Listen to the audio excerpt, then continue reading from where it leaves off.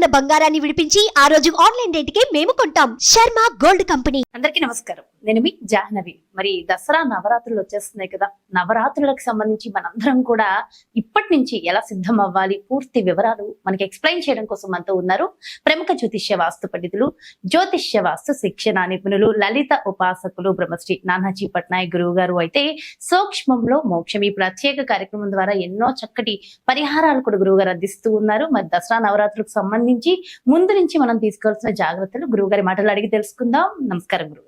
శ్రీమాత్రే నమః. గురుగారు, మరి ఇప్పుడు ప్రెసెంట్ మనం అయితే మహాలయ పక్షాల్లోనే ఉన్నాం, కానీ నవరాత్రులకి అందరం సిద్ధం అవుతూ ఉన్నాం. అయితే మరి మహాలయ పక్షాల్లోనే దసరా నవరాత్రులకు సంబంధించి సిద్ధం అవ్వవచ్చా? ముందు నుంచి అసలు ఏం చెయ్యాలి? నవరాత్రులకు సంబంధించి ఏమేమి తెచ్చుకుని ముందు నుంచి పెట్టుకోవాలంటారు? ఒకటేనమ్మా, ఇక్కడ ఏంటంటే నవరాత్రులు 3వ తేదీ నుంచి స్టార్ట్ అవుతున్నాయి. దానికి ముందు రోజు అమావాస్య నాడే మీ సామాగ్రి మొత్తం తెచ్చుకోవాలి, గుర్తుపెట్టుకోవాలి. అమావాస్య నాడు తెచ్చుకోవాలి, అమావాస్య రోజు తెచ్చుకోవాలి. కొన్ని ఏ రోజుకి ఆ రోజు కొనుక్కునే ఉంటాయి, పువ్వులు, మన తమలపాకులు ఇట్లాంటివి ఏ రోజుకి ఆ రోజు కొనుక్కునేవి. ఇది మాత్రం మొత్తం సామాగ్రి ముందు రోజే తెచ్చుకోమని చెప్పి శాస్త్రంలో ఉంది, నేను చెప్తుంది విషయం కాదు.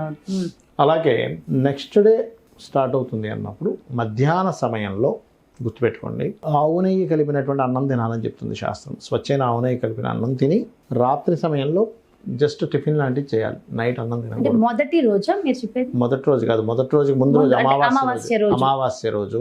రేపు నవరాత్రులు ప్రారంభం అవుతాయి అనగా ఈ రోజు మధ్యాహ్నం మీరు ఆవు నెయ్యి కలిపినటువంటి స్వచ్ఛమైన అన్నం తినాలి. మధ్యాహ్నము రాత్రిపూట పళ్ళు కానీ పలహారం లాంటిదిగా తీసుకోవాలి, కానీ అన్నం తినకూడదు. చాలా ఇంపార్టెంట్ పాయింట్స్ విషయం ఇది. ఇది ఒక పరిహారం లాగా అనుకోవచ్చు, ఖచ్చితంగా నోట్ చేసుకోండి. దానికి చాలా లింక్ ఉంటుంది. అంతే. రెండవ రోజు అంటే మొదటి రోజుకిలోకి వెళ్తాం. ఇప్పుడు వెళ్ళినట్లయితే మీరు ఏదైతే పూజా మందిరం కావచ్చు, ఏదైనా ఒక రూమ్ అనుకుంటారు, దీక్షలా తీసుకోవాలి, 9 రోజులు చేద్దాం అనుకునేటువంటి వారు ముఖ్యంగా ఏంటంటే ఇక్కడ మీరు గమనించండి, ఆ యొక్క పూజా గదికి మరియు ఆ యొక్క రూమ్కి తోరణాలు కట్టాలట. వేప మండలు మరియు మామిడి ఆకులు ఖచ్చితంగా కట్టాలి. పెట్టిన రోజే ఇవన్నీ కట్టేసుకోవచ్చు. అదేవిధంగా అమ్మవారు అలంకార ప్రియ, చక్కగా అలంకరణ చేసుకోవాలి. కలశం 9 రోజులు నేను తీయను ఎట్టి పరిస్థితుల్లో అనుకునే వాళ్ళు మాత్రమే పెట్టాలి, కానీ 9 రోజులు కాకుండా 1 రోజు 2 రోజుల కోసం కలశం పెట్టకూడదు, గుర్తుపెట్టుకోండి. అయితే ఈ కలశం పెట్టినప్పుడు మధ్యలో ఏదైనా మనకి ఇబ్బంది వచ్చింది అనుకోండి, ఉదాహరణకి ఎవరో తెలిసింది సంథింగ్ సగోత్రలో ఎవరో చనిపోయారో లేకపోతే ఇంకేదో ఎవరైనా జన్మించారనో అలా వచ్చినప్పుడు మీరు ఆపకూడదు. మీరు ఇంకొక పురోహితుడిని పెట్టించి చేయించాలి దాన్ని, ఆ పూజని కంటిన్యూ చేసేది. నవరాత్రులు ఆపాల్సిన పని లేదని చెప్తుంది శాస్త్రం. అలాగే కలశం పెట్టేటప్పుడు చేయవలసిన విధి విధానాలు ఏమిటి అంటే, చక్కగా మీరు ఒక పీట వేసి దాని మీద మీరు బట్ట వేస్తారు, బియ్యం వేస్తారు, దాని మీద కలశాన్ని స్థాపిస్తారు. ఆ కలశం గుర్తుపెట్టుకోండి, మట్టి కలశం అయి ఉండొచ్చు, వెండిది, రాగిది, పంచలోహాలు, బంగారం కూడా అయి ఉండొచ్చు. కానీ ఇక్కడ ముఖ్యంగా తెలియాల్సిన విషయం ఏంటంటే, పూజ అయిపోయిన తర్వాత కలశాన్ని దానంగా ఇవ్వాలి, ఇంట్లో పెట్టుకోకూడదు. చాలా మంది ఇంట్లో అట్టి పెట్టుకొని మళ్ళీ నెక్స్ట్ ఇయర్ వాడుతూ ఉంటారు. కలశాన్ని దానంగా ఇవ్వాలి. ఏ వస్తువైనా ఏదైనా సరే, ఏ లోహంతో ఉన్నా ఇవ్వాల్సిందే. అయితే మళ్ళీ కలశంలో మనం ఇప్పుడు గంగా యమున నదీ తీర్థాల యొక్క జలం వేస్తే మంచిది. అది లేదు మామూలుగా వాటర్ వేసి గంగేచ యమునేచ అనుకుంటే గంగాదేవి తలుచుకుంటూ వేయొచ్చు.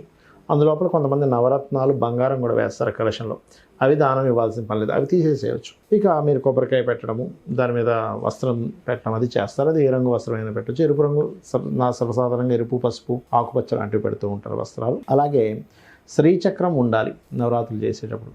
శ్రీచక్రం, మీరు ఏదైతే శ్రీచక్రం ఉంటుందో అది పెట్టుకోవాలి. అమ్మవారి బొమ్మను కూడా పెడతారు కొంతమంది, చక్కగా అలంకరణ చేసి పెడుతూ ఉంటారు. 9 రోజులు ఏ రోజుకి ఆ రోజు చీర మార్చేసేయాలి. అయితే ఈ చీరల విషయంలో చాలా మందికి ఏంటంటే ఏ రోజు ఏ రంగు చీర అని అడుగుతూ ఉంటారు. అది శాస్త్రంలో లేదు ఎక్కడా కూడా, మన ఇష్టం. ఇప్పుడు తల్లి ఉంది, అమ్మకి ఇష్టంతో మనం గాజులు చేపిస్తాము, లేకపోతే ఇంకేదైనా కొనిస్తాము, అంతేగాని శాస్త్రంలో ఏముండదు నువ్వు ఇది కొనాలి అని. నువ్వు ప్రేమతో అభిమానంతో చేస్తున్నావు అలా. అయితే ఇక్కడ శాస్త్రం ఏం చెప్తుంది, దేవీ భాగవతంలో ఉన్న విషయాలు ఏమిటి అంటే, మీకు డబ్బులు లేవు, అప్పు చేసి చేయొద్దని చెప్తుంది. అమ్మవారు హర్షించదట.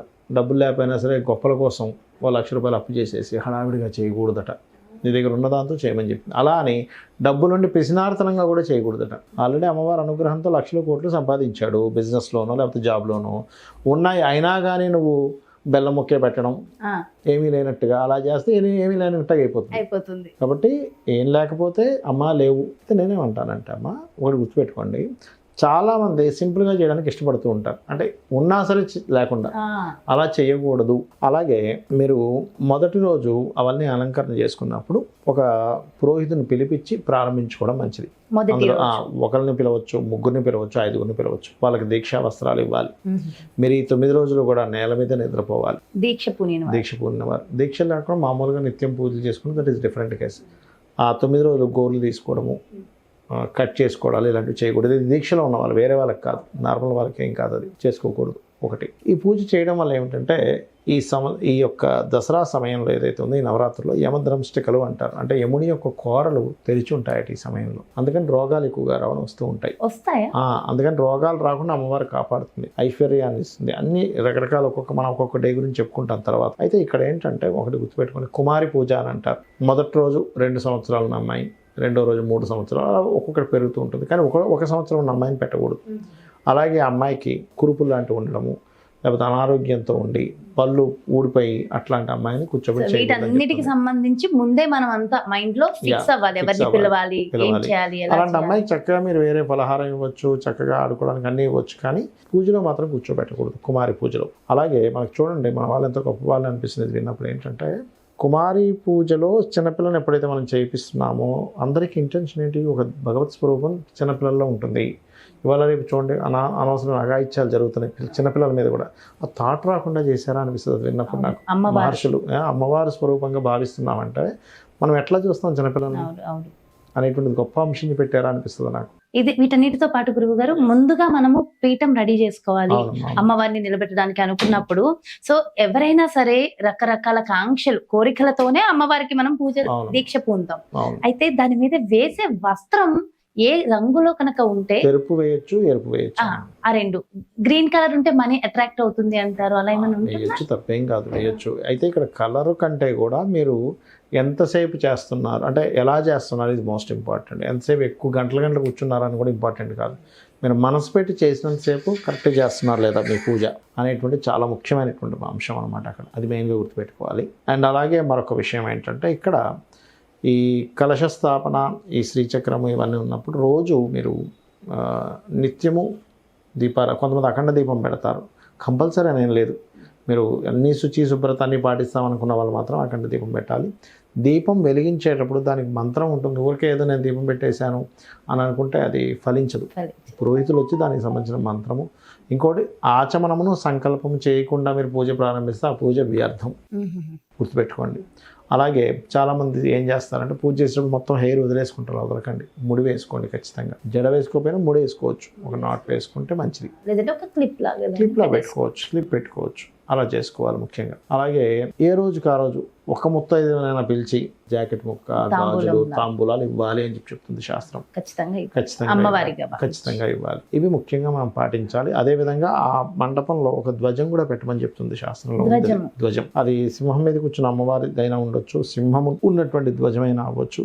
ఇవి ముఖ్యంగా పెట్టాలి. ఓవరాల్ గా కావాల్సిన సామాగ్రి, పూజా సామాగ్రి మొత్తం ముందు రోజు తెచ్చుకోవడం, ఇవన్నీ కూడా చేయడము. స్త్రీలు మొదటి రోజు శిరస్నానం చేస్తే సరిపోతుంది, మిగతా రోజు అన్ని రోజులు చేయాల్సిన పని లేదు. కంఠ స్నానం చేయొచ్చు. పురుషుడు మాత్రం రోజు శిరస్నానం చేయాలి. వాళ్ళు కుదిరినప్పుడు చేయొచ్చు మిగిలిన అన్ని రోజులు కూడా, కానీ స్త్రీకి అక్కర్లేదని చెప్పింది శాస్త్రం. సో అయితే ఓవరాల్ గా ఈ వీడియోలో కూడా ఈ 9 రోజులు కూడా సో ఒక నామాన్ని పట్టుకుంటే ఇంకా మరింత బలం చేకూరుతుంది కదా, ఆ నామం గురించి ఒక్కసారి చెప్పండి. నామం అంటే ఇక్కడ ఒకటి నాకు శాస్త్రంలో చెప్పినటువంటిది ఏంటంటే, ఈ రోజుల్లో చేయవలసింది లలిత సహస్రనామాలు చేయొచ్చు అని చెప్తుంది. లక్ష్మీ అష్టోత్తరాలు, ఖడ్గమాలు. అయితే ఖడ్గమాలు చేసేటువంటి వారు ఉపదేశం ఉండాలి. ఉపదేశం లేకుండా ఖడ్గమాల జోలికి వెళ్ళకండి దయచేసి.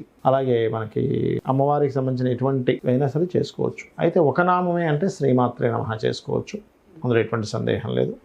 అదేవిధంగా వాళ్ళకున్న సమస్యను బట్టి కూడా ఈ 9 రోజులు చేసుకోవచ్చు. అంటే అలాగా సంపదలు లేవు, ఓం సంపత్కరీ సమారూఢ సింధుర వ్రజ సేవితాయ నమః. అప్పులున్నాయి, ఓం అపర్ణాయ నమః. అప్పులున్న వారు ఇంకా బాగా ఫైనాన్షియల్గా బాగా గ్రోత్ రావాలి అంటే బిల్వపత్రానికి ఎర్రచందనాన్ని పూచి అమ్మవారికి ఆరాధన కానీ చేసినట్లయితే మంచి ఫలితాలు వస్తాయని చెప్తుంది. అది ఉద్యోగం లేదు, ఓం మాణిక్య మకుటాకార జానుద్వై విరాజితాయ నమః.